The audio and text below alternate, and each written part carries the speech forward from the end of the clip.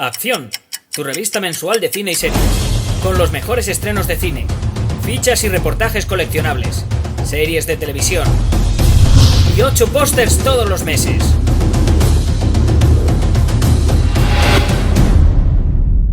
Búscala en tu kiosco. Bueno, pues estamos aquí en un callejón de Madrid, al lado de la Gran Vía. Muy cerquita de la Gran Vía. Muy cerquita, porque nos parece un lugar propicio para hablar de John Wick, Pacto de Sangre. Juanito Wick. Que además han tenido las santas narices con mucho valor de titularla John Wick 2. Sí. Con 2 narices, sí señor.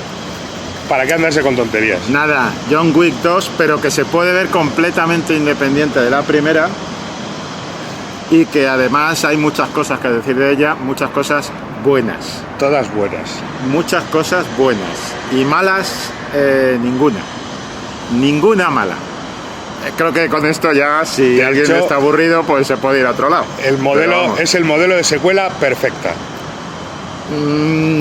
A ver, sí, pero insisto, creo que supera tanto a la primera, plano por plano, supera a la primera plano por plano, tanto que es una secuela, efectivamente, pero es una película independiente de la primera, si quieres, porque la primera tuvo dificultades para poder verse.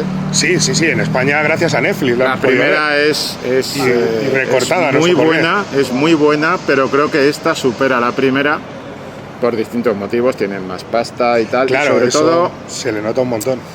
Hay mucho que hablar de esta película, vamos a hablar ahora de ella. Voy a dejar aquí que mi compañero diga cosas y después digo yo. Va a dejarme decir cosas. Tengo una pistola apuntándome a los riñones. Que va, ¿no? Están aquí ya. Y no les digo y con no qué le voy a apuntar con otra cosa. No le digo con qué la está sujetando. Amigos, esto es el asunto. No, vamos a ver, aquí va a haber poca discrepancia. Si están esperando, es imposible que haya discrepancia, porque a pesar de todo lo que dice alguna gente, nosotros tenemos una ligerísima idea de cine y de lo que hablamos. Y realmente no podría haber discrepancia. No puede. No puede haber discrepancia con una película que lo que dice, la primera película estaba hecha con $20 millones y eso se notaba en que duraba 1 hora y media, en que las escenas de acción estaban muy bien planificadas, muy bien coreografiadas, pero se notaba que llegaba a un límite en el que decía, no hay más dinero que gastar. Tenía ciertas limitaciones en ese sentido, no a la hora solo de la escenas de acción, sino a la hora de crear un universo, el de los asesinos profesionales, que aquí tiene el dinero y la capacidad de crearlo y demostrar esa capacidad internacional que tiene, y eso se debe al éxito sorpresa que fue la primera parte, que solo en Estados Unidos ya duplicó lo que costó y que se ha convertido en una película de culto. Entonces aquí le da la capacidad, con ese extra de presupuesto y con una cosa muy importante, que es que el guión de la primera tenía una excusa argumental y aquí hay un guión de desarrollo de personajes, que va más allá de me han matado al perrito, me han robado el coche, voy a liar la parda. Aquí hay mucho dentro de ese universo de los asesinos profesionales, en el que te van mostrando pues todo el tema del pacto de sangre, de los marcadores, etcétera, que es lo que configura una aventura. ¿Por qué? Internacional. ¿Por qué? Ahora explicaremos por qué pasa en esta película. Las escenas de acción son todavía mejores que la primera, con el mismo estilo visual, con el mismo estilo, lo que ellos llamaban el Kung Fu, el Kung Fu con pistolas, y es una auténtica pasada, pero además es que te introduce en ese un mundo de los asesinos con una sencillez pasmosa, pero al mismo tiempo dando una complejidad a todo ese mundo, con el rey de los mendigos. Es una pasada, o sea, es como, por así decirlo, John Wick es la precuela y esta es la película. Exacto. Y esta es la película. Aquí empieza el universo real de John Wick. Es una buena definición teórica. Ahora que estamos con este batiburrillo de precuela, secuela, spin-off, sí, tal, pues sí. Esta es una perfecta, ha quedado mi compañero, es una excelente definición teórica por un motivo, verán. Primero, esta película es una película mucho más completa que la primera por todos los temas que ha dicho él. Efectivamente, en la primera tenía una anécdota argumental y se veía un mundo y lo entreveíamos en la superficie y tal, pero no se podía rascar a fondo en él. Aquí han podido, pero han podido no solo por los medios económicos, sino también por el guión. ¿Por qué? Porque el guión evoluciona. Verán, lo primero que quiero decir sobre esta película es que es una de esas películas que hay que verla 2 veces. ¿Por qué? Porque en la primera te cae tal bombardeo de imágenes, de acción, de estética, de todo, que te quedas absolutamente noqueado. O sea, sabes que es buena, pero es la típica película que puede engañar si eres un poco pardillo. Y puedes llegar a la conclusión de decir, bueno, sí, es una película, a ver, es más de lo mismo, efectivamente, es más de lo mismo de la primera, eso no lo vamos a dudar, pero hay algo más. ¿Qué es lo más que hay? Pues esto lo vais a ver, lo vamos a explicar en esta crítica, en esta videocrítica, porque no queremos hacer mucho spoiler y no queríamos machacarla mucho. Pero ya digo, hay que verla 2 veces. La primera vez es una película de acción trepidante, brutal, muy buena, pero en la segunda, que era todo lo que era la primera película, pero en el segundo visionado se advierte algo muy interesante. Y es, primero, orígenes de este asunto. Esta película no es una película de asesinos a sueldo. Esta película empezó siendo una película de asesinos a sueldo. Al principio, en el prólogo este tan trepidante, que ojo al prólogo, digo que hay que verla 2 veces porque se fijan plano por plano, es una película tan pensada, plano por plano, que incluso una persecución de una moto con un automóvil al principio de la película lo consiguen sacar de la realidad y hacer una especie de juego de cita, de autocita, y vemos una película de cine mudo en una pantalla, con una persecución, una moto y demás, una pantalla gigante en un edificio, y después vemos cómo viene la moto al principio huyendo, como si saliera casi de esa pantalla a la realidad. Es decir, esta película nos mete en el mundo de los asesinos, y conforme va avanzando la película nos vamos dando cuenta, hasta un final, que no vamos a decir cuál es porque no queremos hacer un spoiler, pero la escena final de Ian McShane, cuando él le explica por qué las cosas, el porqué y de las cuando cosas. él da su número de código, Clave. que es el número 1111, es el 1, cuando hace eso el personaje de Ian McShane, y lo que pasa cuando hace eso en una plaza, eso te da toda la codificación final de qué es esta película. Esta película empezó siendo una peli de acción con clave ochentera divertida y tal en la primera película, y aquí tiene ese prólogo que engancha con la primera, que es la peli de acción ochentera que nos gustó tanto y tal. Pero a partir de ahí se convierte en otra cosa. ¿En qué se convierte? En una historia de samuráis. Sí, es el código. Porque los que se sientan en la mesa, los jefes mafiosos de la Ndrangheta, de la Camorra, de los rusos, los chinos, tal, que los mafiosos que se sientan en la mesa, que hay un sillón para cada tipo de mafia de cada zona, eso está muy bien pensado. Está muy bien pensado y está articulado en claves reales de cómo se organiza el crimen organizado, pero en realidad son señores samuráis. Son señores samuráis. Entonces estamos en un mundo en el cual es todo samurái, todo. Y la estética tiene que ser samurái. Por eso hay cosas que parecen de anime, cosas que parecen de manga, cosas que parecen de película de Takeshi Kitano, cosas que parecen de los 7 samuráis de Kurosawa. Y eso de samurái, esa historia de samuráis, que está durante toda la película, progresa y al final, en ese momento final que decimos de Ian McShane en la plaza, te das cuenta de que además es otra cosa. Y te das cuenta de que la capa es la capa de la cebolla, por eso hay que verla 2 veces. La capa de la cebolla, la primera capa era una peli de acción divertida tal, la primera película. La segunda película se desarrolla y se despliega así en una peli de samuráis, pero tiene tanta vitalidad que al final de esa historia de samuráis te das cuenta de que estás en una clave mitológica, totalmente mitológica. Que estás hablando del diablo, que estás hablando de Dios, pero, estás hablando de una serie de y cosas. te das cuenta de que eso lo llevan avisando desde la primera vez que habla el personaje en la 1 de John Wick y lo llama Baba Yaga. Exacto. Esa es la idea. La clave es todo decir, pensado, todo pensado. Todo estaba pensado desde la primera. Cuando pero hicieron la primera y ¿cómo? dijeron, tenemos pensado hacer una trilogía, y le dijeron, vosotros estáis locos. Y resulta que lo tenían pensado los Mendas, que tenían pensado decir, no, perdona, es que esto está pensado, y que le hayan llamado la coña del Baba Yaga no es casualidad. Y el tema de los samuráis no es casualidad. De hecho, solo hay que verlo, no solamente el personaje de John Wick, ni el personaje de Common. Ese personaje, cómo se desarrolla, lo que hace, por qué lo hace y cómo termina, es código de samuráis, entre 2 samuráis, de hecho, entre 2 Ronin. De hecho, bueno, él no es Ronin, pero cuando acaba la película ya es Ronin. Claro, es el código de samurái entre ellos ya dos. Es Yojimbo. Es que hay que tenerlo muy en cuenta porque la relación, que es una escena apenas o dos las que comparten con el personaje de Lawrence Fishburne, el Con su pasado, chiste. con su chiste, Con su chiste. el pasado que comparten, todo eso es de que se lo han estado pensando mucho.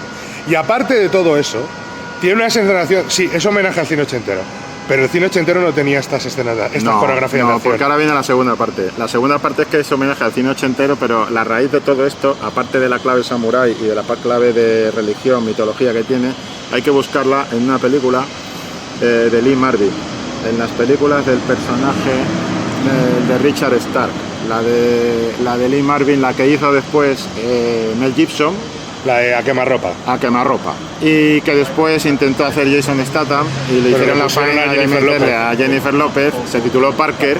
Bien, pues ese personaje de Richard Stark, ese es el personaje de, ya lo dijimos en la crítica de la primera película, ya lo era por la estética y demás, pero es que después hay cosas en esta película, o sea, es novela negra, pero hay que buscarlo en esa clave, y por otra cosa hay que buscarlo también estéticamente en esa clave, las fiestas, el papel que tienen las fiestas, todo el rollo pop que había una matanza, había un tiroteo en la de A quemarropa. ¿Te acuerdas el tiroteo en la discoteca? Aquí está constantemente, pero está sublimado, es mucho más gigantesco. Y después hay detalles plano por plano, ya digo, porque pueden ustedes decir, es que es una película que lo que tiene es un encadenado de escenas violentas, de brutalidad, de disparo y tal, pero cómo están filmadas esas escenas. Y ojo, y el tema del asesinato de la víctima, del objetivo que tiene que cubrir, que tú dices, marcador. Que eso es de del marcador, no, pero es que no quiero decir sino cómo se produce la misión. Cómo se cumple la misión. Cómo se cumple la misión. Que tú dices, estos tíos, el guionista, el director de fotografía, el director, estos tíos son muy buenos. Es decir, el momento final cuando se revela la información de cómo vemos a Lawrence Fishburne con las palomas, que tú dices, sí, aquí hay tecnología, pero sigue esa mezcla de lo rudimentario, lo primitivo. Las oficinas de comunicación de los asesinos, que es steampunk. Estaba pensando, según lo estaba viendo, en una serie que se va a estrenar ahora española, en Las chicas del cable. Son las centralitas estas antiguas. Exacto. Máquinas de escribir, tubos, o sea, los tubos el ordenador es como mucho ochentero, como mucho. Y hay un detalle, pues ese detalle de cómo en la película, eso es muy bueno, como en la película, como él vuelve a lo primitivo, como en la película, lo moderno, los teléfonos móviles, hay una escena muy buena donde se ve el teléfono móvil, el teléfono está fastidiado, y entonces coge un teléfono de los de toda la vida, de estos y por ahí le llega el tema. Y después está la escena de Lawrence Fishburne, donde está toda la tecnología, que están mandando ya los datos de tal, y al mismo tiempo se ve a Lawrence Fishburne, que es un tío, un rey, de no vamos a decir qué, pero vamos, qué tal.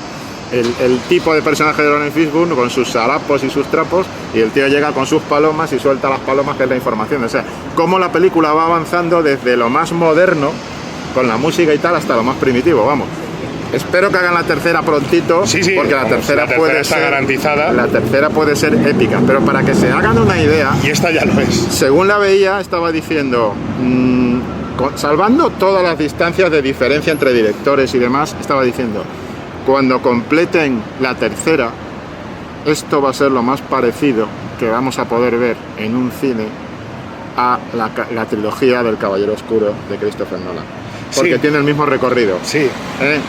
El primer Batman que empezaba después, decimos, es buena, es mejor que las otras, tal. El segundo Batman, que sería que el Caballero Oscuro, que ya dices, la leche lo que hay ahí metido, hay que verla varias veces para pescar todo. Y después ya espero que llegue la tercera y sea la parte del estallido épico. La épica. Y además es que coincidiría, porque iría de lo moderno a lo primitivo. Y además, búsquenlo, yo creo que es la película con mayor cantidad de tiros en la cepa la nuca que he visto en mi vida. No he visto tanto tiro en la cabeza jamás, lo cual como espectador de cine de acción se disfruta mucho. Porque hay momentos en los que aplaudes muy fuerte diciendo ¡oy, qué ricura! Es que tiene eso, tiene todos los tiros. Tiene ese momento friki, claro. O sea, estamos hablando de toda la parte estética, dramática, de desarrollo de guión, de desarrollo de personajes. Yo es la primera vez que me creo a Keanu Reeves haciendo escenas de acción. En Matrix me costaba mucho creérmelo, me parecía que estaba cartonado. Aquí le han creado un estilo de acción, lo que hablábamos del Kung Fu, que le va perfecto y en el que se le ocurra brutalmente, porque aquí no hay el uso tan habitual del plano secuencia o del plano mantenido durante tanto tiempo, hace que sea imposible usar dobles. Entonces le ves rodar, lanzarse, pegarse, patearse, todo, él solito, y tiros en la nuca, tiros en la cabeza, todos los del mundo y algunos más. lo de dos en el pecho y uno en la cabeza de los asesinos, profesionales.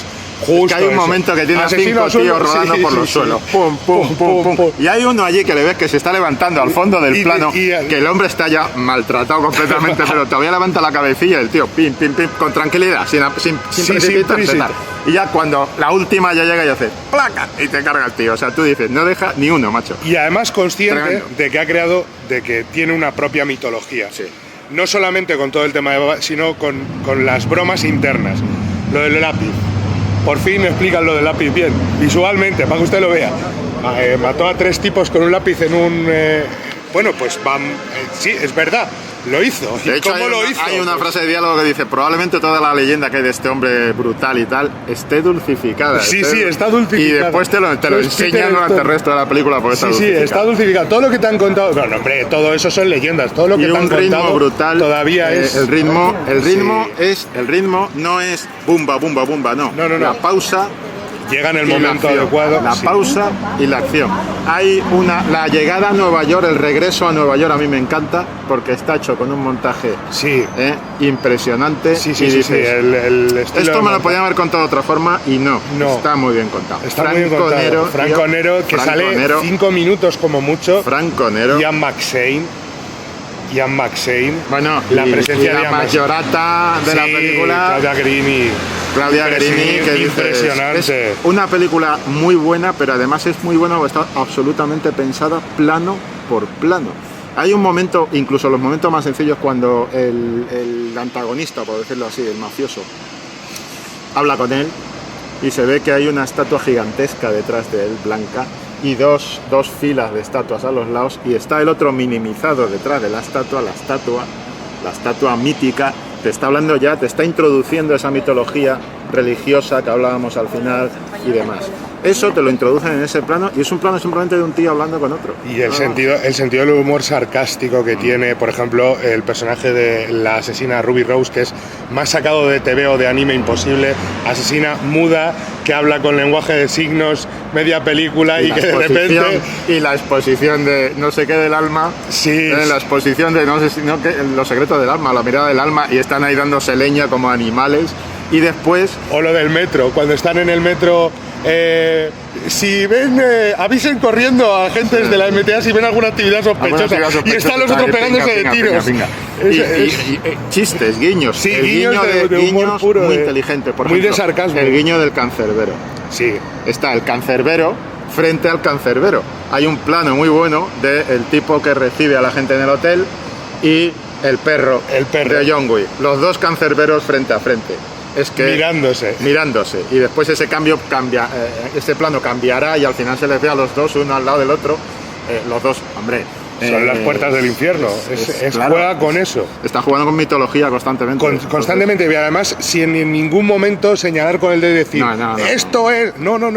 Es, si usted en la primera vez no lo ha visto, véalo una segunda vez y lo entenderá. Sí. Poquito a poco. Cambia mucho. Una película para disfrutarla. Yo me alegro muchísimo que haya recaudado ya casi 100 millones de dólares, 91, 92 millones lleva ya solo en Estados Unidos, para una película que costó algo más del doble que la primera, lo cual ha garantizado, desde su estreno ha garantizado que va a haber una tercera parte, que la vamos a tener, que tenemos muchísimas ganas de verla. Además, cuando acaba la película te das cuenta de que no es que la va a ver, es que la necesitas. La necesitas. O sea, necesitas salir del cine y volver a entrar. Es como, pero no, hombre, no, más, dame más. Esto no se puede quedar así. Claro, necesito más. O sea, porque además otra cosa que ha hecho esta película, yo, sinceramente, el otro día estábamos hablando de Fast and Furious 8, no vamos a hacer comparaciones porque no las hay, pero de verdad, creo que esta película, en todo lo que son escenas de acción, creo que ya nos ha dado todo el catálogo de escenas de acción acojonantes que vamos a ver este año o que podemos ver este año, y ya a partir de ahí todo lo que hagan los demás va a ser sí, pero es verdad, no es John Wick. Pero lo he visto en John Wick. pero no es John Wick. Ya no se puede más. O sea, ¿vale? Más que esto es un catálogo completo para todo el año. Luego, viéndola, termina, la piensas y dices, pero es que el mamón se está guardando cartas para una tercera parte. O sea, aquí ha mantenido esquemas de la primera en las secuencias de acción, las ha ampliado, las ha hecho todavía más bestias, más gente, más armas, más tiros en la cabeza. Pero, por ejemplo, si te das cuenta, juega poco con los coches. Claro. Como diciendo, espera, no te voy a cansar con todo.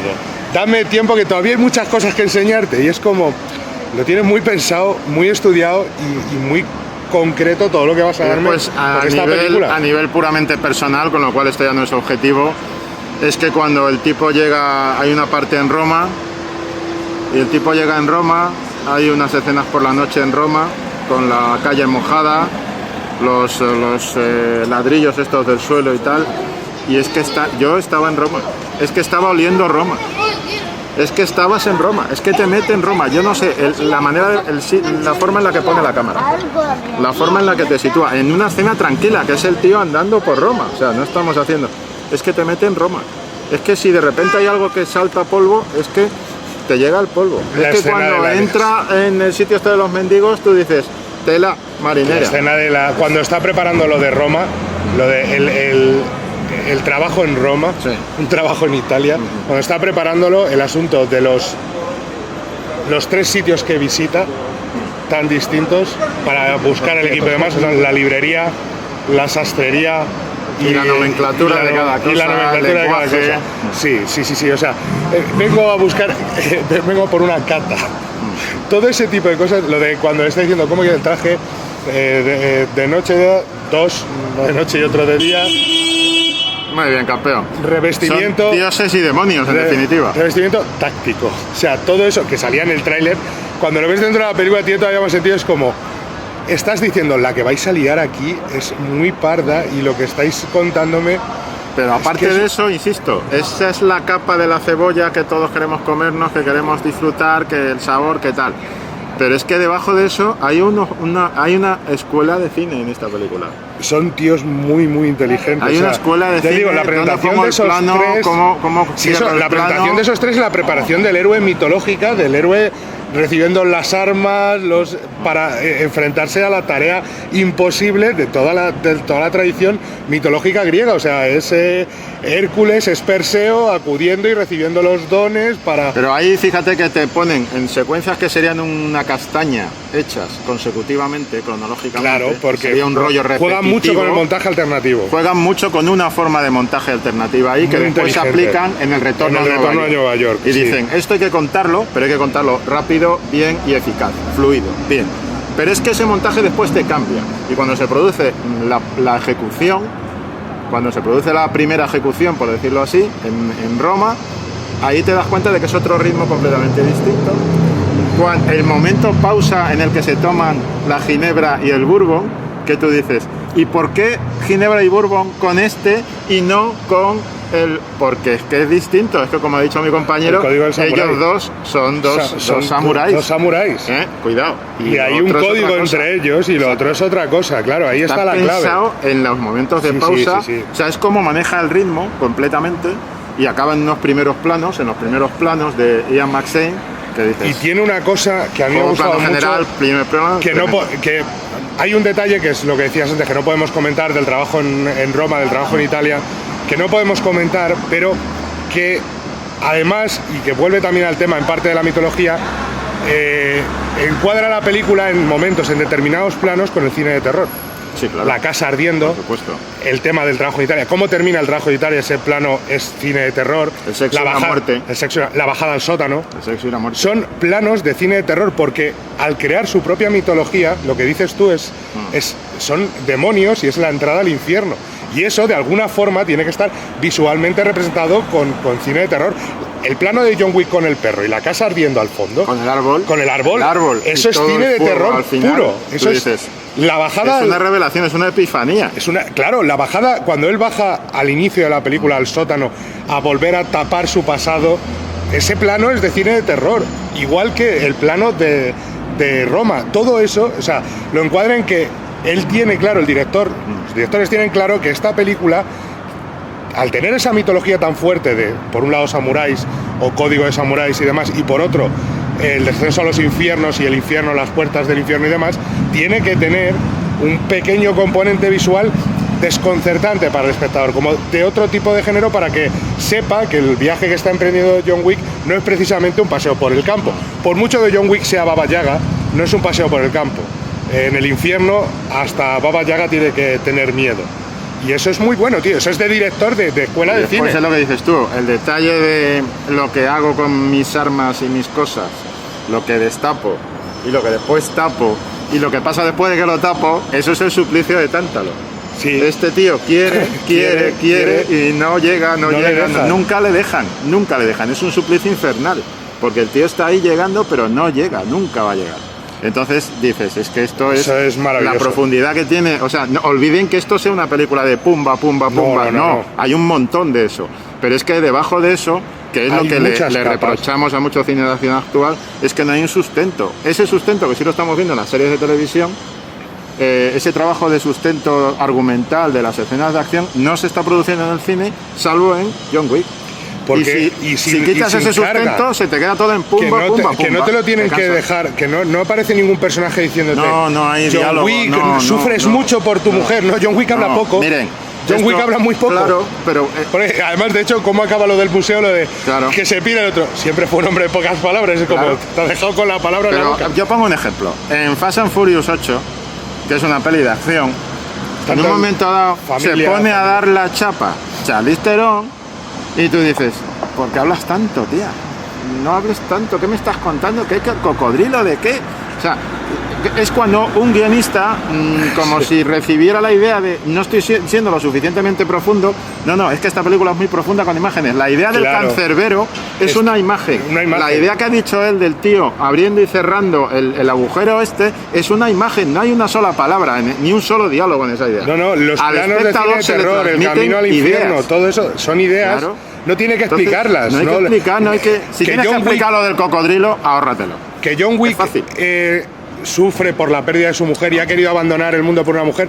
Nadie dice, John, sufres mucho por la... No, es que son detalles, pequeños pinceladas en las que se dice retirado, estoy en ello. O momentos como la charla con Claudia Guerini, cuando le dice lo de cómo se llamaba. Sí. Ya está, cómo se llamaba, ya está. Y a partir del cómo se llamaba y del trabajo de los dos actores, dices, es que está justo en eso. O sea, ¿cómo se llamaba la mujer por la que dejaste todo esto? Pero no tienen que estar. ¿Cómo se llamaba la mujer por ha merecido la pena? ¿Cómo sufres? ¿Y su muerte? ¿Te afectó mucho? No, es el trabajo de cómo se llamaba Helen. Pum, mirad de los actores y ya está. Y a nadie se le ocurre salir aquí soltando la chapa del cocodrilo. No hay cocodrilo. Vamos a ver, en el cine hay una pirámide de poder, por decirlo así, de elementos en cuanto a herramientas que puedes utilizar, ¿vale? Y de la misma manera que no matas moscas a cañonazos, porque es absurdo, tienes arriba la imagen, después los sonidos, y aquí está perfectamente aplicado todo esto. Después tienes la música, que también está aplicado. Ostras, y abajo tienes las palabras, el diálogo. Lo que no puede ser es que de repente pase, como pasaba con el personaje de Charlize Theron, que donde no hay imágenes reinando, de repente ponga la palabra porque tus imágenes son flojas. No, aquí es todo imagen, que es lo que tiene que ser el cine. Porque si quiero palabras, pues miren, si quiero palabras, lo que puedo hacer es meterme la mano al bolsillo y sacar un libro, y leo un libro. En el cine tiene que dominar la imagen. Y aquí domina perfectamente la imagen y además haciendo un espectáculo muy difícil porque al espectador le están dando una caña brutal en cuanto a imágenes de acción, por eso yo he hablado 2 veces, por la primera te quedas como noqueado, pero después te están dando mucho, pero mucho para que tú participes, tú pienses y tú para que masques, para trabajes. Que disfrutes, para que sonrías cómplice, claro. Porque te están contando una historia en la que tú no te lo están dando todo mascado, no. Te están dejando sutilezas que a veces incluso lo engarzan, a mí me lo está recordando de forma muy peculiar, incluso casi con el cine de David Lynch, sí, con los dobles sentidos, con las metáforas, con las pistas visuales, sin la complejidad. Evidentemente esto no es Terciopelo Azul, ni lo pretende, pero juega ese de decir, no te lo voy a dar todo mascado. Tú hay cosas que irás descubriendo poquito a poco por el camino en el que los personajes no explican todo contándote su vida, simplemente hacen cosas y en esas cosas reaccionamos. Y vemos cosas y esos detalles visuales reaccionamos. Y eso es lo que tiene John Wick. Y eso es lo que la hace todavía mejor que la primera, que ya era muy buena, y la convierte en el gran rival a batir en lo que a cine de acción de calidad se refiere este año. Que además va a ser difícil que lo puedan batir. Imposible. Porque salvo películas que tengan una clave de espectáculo, despliegue visual brutal, superhéroes, Star Wars y películas de este tipo que forman parte de franquicias y donde de repente aparece algo que te engancha ya directamente, salvo películas que tengan una mitología muy asumida detrás, va a ser difícil que una película de acción bata esto, porque es que creo que esto pone a la altura del betún a todas las películas de acción del año. Sobre todo por ese segundo contenido que decimos de cómo contar. Y porque no tienen miedo a la R. La R no tienen miedo. Aquí hay sangre, pues los salpicones son maravillosos, los tiros en la cabeza son prodigiosos. No, además, miren, esto es muy sencillo. Cuando vayan a ver una peli de acción, de terror, de aventura, de fantasía, tal, empiecen a fijarse si hay o no hay R. Si no hay R, si vas a ver La Bella y la Bestia no te hace falta la R, es evidente. Si vas a ver La Fiesta de las Salchichas, que es una peli de dibujos animados con muñequitos, la R es esencial, hay que saber lo que vamos a ver. Si vas a ver Spider-Man, pues no, la R no es esencial. No puedes pretender un Spider-Man con R, aunque nos gustaría, pero eso sería Veneno. Eso sería Veneno. Tomen nota para Veneno. O Matanza. Si tú haces una peli de Matanza sin R, farsa. O de Logan. Si haces Deadpool sin R, farsa. Si haces Logan sin R, farsa. Pero una peli de Spider-Man con R, Vengadores, pues no es necesario, puede pasar. Ahora, lo que sí que es cierto es que cuando vayan a ver cine policíaco, si no hay R, ahí pasa algo. Va a afectar a los diálogos, a la violencia, claro, al tratamiento del sexo. O sea, se llama castración. Y John Wick es cualquier cosa menos castrada. De hecho, tiene unos huevacos como el caballo del espartero. Es impresionante. Porque te dice, vamos a poner a dos tíos a pegarse en una escalera. Y los tíos se pegan en la escalera. Pero es que además ruedan por la escalera, se maltratan por la escalera. Es tremendo, sí. O sea, yo, enamorado del comando de asesinos hipsters. Sí. Y de cómo acaba, sobre todo. Es como, este tío ha descubierto mi más profundo secreto deseo y lo ha puesto en pantalla. Sí, muy grande John Wick. Muy buena, y ya digo, verla dos veces es muy interesante, porque la primera está en el bombardeo de acción, que y además puedes caer en la trampa de decir... es una peli de acción, pero no, hay mucho más que acción, es mejor que la primera, tenía más pasta también, tenía más despliegue, más desarrollo, más personajes, más tiempo para desarrollar el mundo, como has dicho tú, y yo creo que es mejor que la primera, pero él lo ha definido bien, no es que esta sea una secuela de la otra, es que la otra es una precuela de esta. Claro, solo hay una cosa, echo de menos a Willem Dafoe y a Adrián Palicki, les echo de menos, son cosas que pasan. Son imposibles. Eso es tan personal como cuando digo yo que he olido Roma cuando veía a este tío allí en la calle. Sí, eso es personal totalmente. No puedes, no. Pero es es mejor que la primera. Es John Wick, es ese tipo de película que no es que digas hay que verla dos veces, no, es que quieres verla otra vez. Igual que pasa con la primera, que llegas a casa, pones Netflix y dices, ¿qué me pongo? Y dices, coño, John Wick, y la vuelves a ver. La has visto 5 veces, pero da igual, porque se te pasa volando.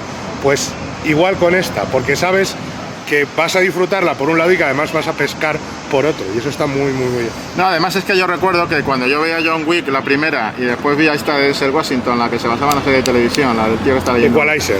Ves Equalizer y dices, a ver, Denzel, sí, a mí me mola mucho, tío, todo lo que haces. Y está bien, pero es que verás.